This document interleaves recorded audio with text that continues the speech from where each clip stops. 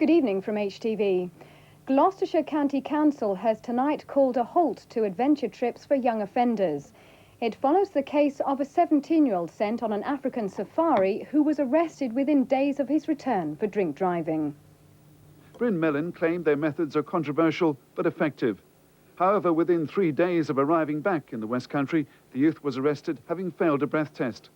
He was said to be fit and tanned after visiting top tourist spots like the River Nile, the pyramids, game parks in Kenya and the Victoria Falls. The Gloucester teenager travelled more than 13,000 miles in Africa, accompanied by a social worker. It was to be a character-building journey to help reform him, but he wrote home saying he hated it. Today, Gloucestershire Social Services revealed they're looking again at foreign trips.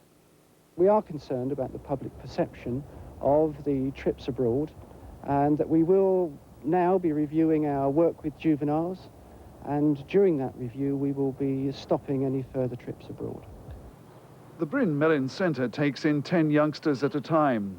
They admit to using radical ways to rehabilitate the young offenders, often removing them totally from their normal environment. Despite the assurances from the centre, social services in Gloucestershire are now examining alternative places in this country rather than sending teenagers abroad. Bob Crampton, HTV News. Family and friends of Bristol lorry driver Pete Thomas are celebrating tonight after his release from a Turkish jail. He'd been held for a month after being accused of involvement in a massive export fraud. A little late, but for the Thomas family of Bedminster in Bristol, this was the Christmas present they'd all been waiting for. Smiles of happiness and relief tonight at the welcome home party. Earlier today, it was tears of joy as Pete arrived at Gatwick Airport. It was the end of his month-long ordeal that was no Turkish delight. Travelling home today, Peter Thomas told how it was a month he wants to forget, but never will.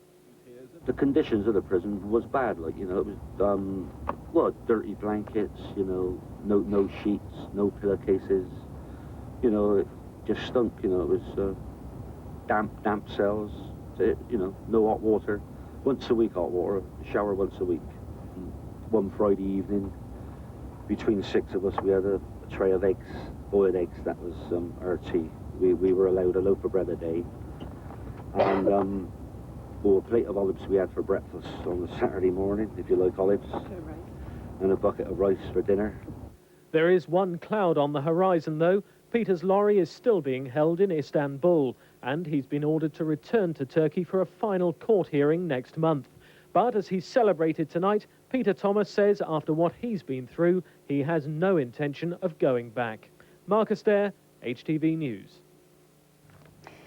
The chairman of Somerset's Education Committee has expressed concern at a proposed vote of no confidence in the headmaster and governors at King Alfred School at Burnham-on-Sea. The ballot has been called by teachers. The town of Burnham-on-Sea is buzzing with rumours about unrest among teachers at King Alfred School. Solicitors acting for a group of staff have sent ballot papers to all 71 teachers at the school. They're asked to vote by January the 9th on whether they have confidence in the head, Mr. John Eleanor, as well as in the governors and in the way the school is run. Today, Mr. Eleanor was not at home, but the chairman of Somerset's Education Committee said he was worried about problems at the school. If it is true, and if it is the case that a large number of teachers feel this way, then it's a very serious situation indeed. As you know, we have a new Chief Education Officer arriving early next week, and clearly one of the first things I should be talking to him about is the situation at King Alfred School. The ballot follows a recent report which showed that more than a quarter of pupils eligible for King Alfred's went to other schools, and the suspension of the Deputy Headmaster, Mr. Peter Amos, for allegedly criticising the appointment of a financial director. Somerset County Council say the running of this school is a matter between the governors and the headmaster, and they have no plans to intervene. Bob Constantine, HTV News, Burnham-on-Sea.